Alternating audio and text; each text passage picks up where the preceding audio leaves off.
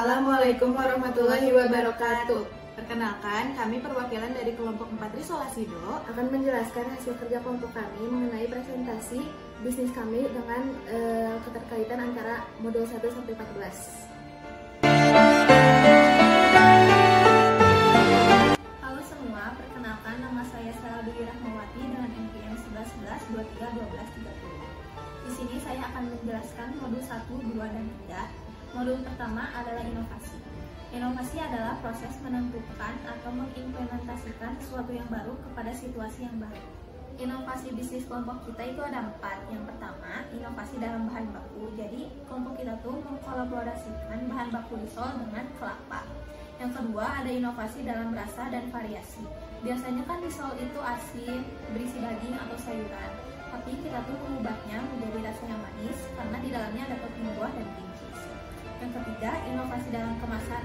Jadi packaging kita tuh ramah lingkungan dan praktis, bisa dibawa kemana-mana dan dikirim kemana-mana. Yang terakhir, ada inovasi dalam proses pembuatan. Jadi kita tuh dalam proses pembuatannya mengganti bahan isian dari bahan isian yang biasanya daging atau sayuran jadi yang manis seperti tadi buah, cream cheese, dan tambahan yaitu gula aren. Selanjutnya ada modul kedua yaitu perbedaan kreatif dan inovasi.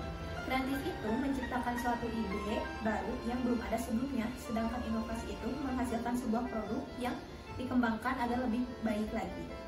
Kreativitas produk kita itu kita mengkolaborasikan antara risol dengan klepon menjadi suatu hidangan dengan rasa yang autentik.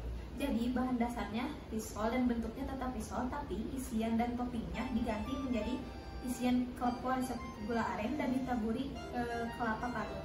Lalu inovasinya menambahkan rasa risol menjadi manis, yaitu menambah varian rasa seperti cream cheese dan buah-buahan.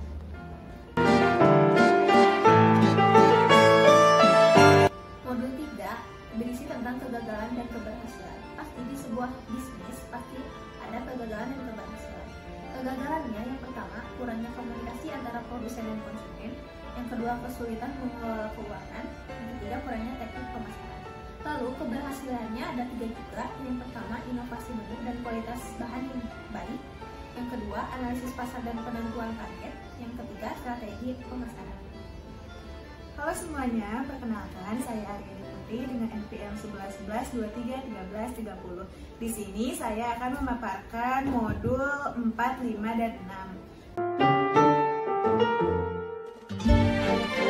Modul 4 yaitu ada keuntungan dan tantangan. Keuntungan dan tantangan di produk kami mempunyai keuntungan dengan membuka lapangan pekerjaan bagi orang lain.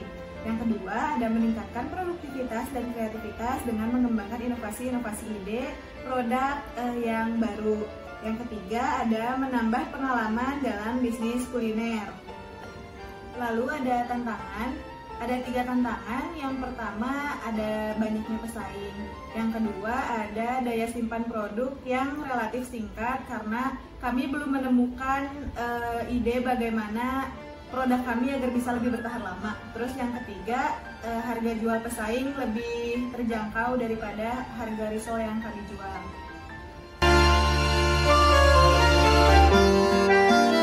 Lalu selanjutnya ada modul 5 yaitu respon konsumen terhadap bisnis. Respon konsumen terhadap bisnis kami dapat diterima dengan baik, alhamdulillah. Tapi diberikan masukan juga dari segi packaging untuk lebih baik lagi, dan improvisasi rasa juga nama brand agar lebih baik, lebih berkembang lagi ke depannya.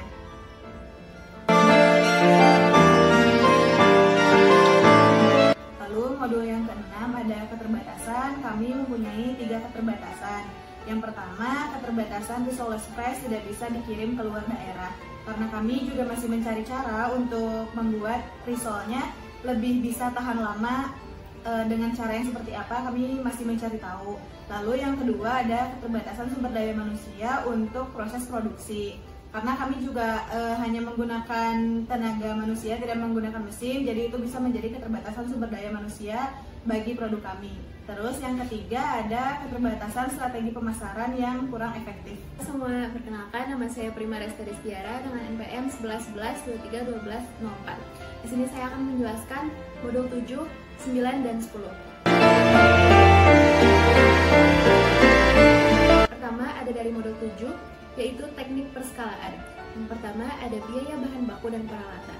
Ini dilakukan untuk terus melancarkan proses produksi. Yang kedua ada kualitas produk. Ini meliputi bahan-bahan dasar yang higienis, berkualitas baik, dan halal. Yang ketiga ada pengembangan usaha dengan terus berinovasi mengenai rasa, packaging, dan pemasaran.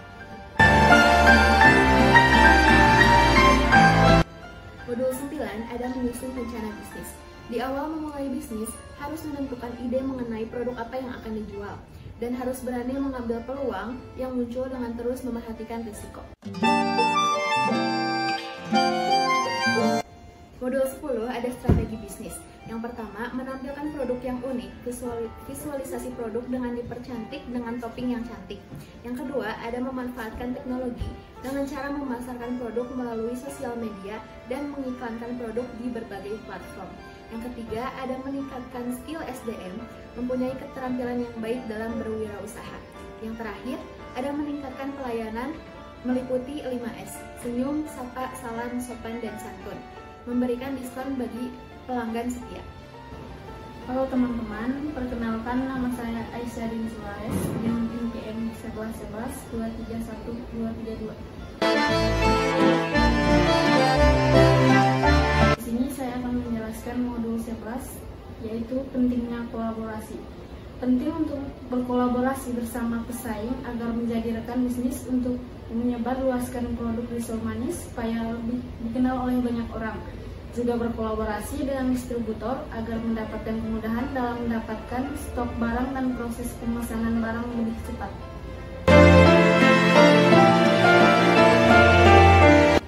Kemudian akan dilanjutkan modul 12, yaitu analisis strategi inovasi UMKM. Yang pertama, inovasi untuk meningkatkan angka penjualan dengan cara terus mempromosikan produk. Yang kedua, memberikan diskon di setiap bulan agar konsumen terus tertarik. Yang ketiga, mengikuti bazar makanan yang ada dan memberikan bundle produk yang lebih murah. Saya Ajeng Rosiana dengan NPM 1111 23 11 84. Di sini saya akan membahas mengenai menyusun strategi bisnis berbasis inovasi. Bisnis merupakan suatu pekerjaan yang sangat diimpikan setiap orang tentunya. Untuk mewujudkannya, kita harus memiliki keberanian dan niat yang kuat dalam menjalankan bisnis. Dan kita pun harus berani dalam menghadapi tantangan atau resiko.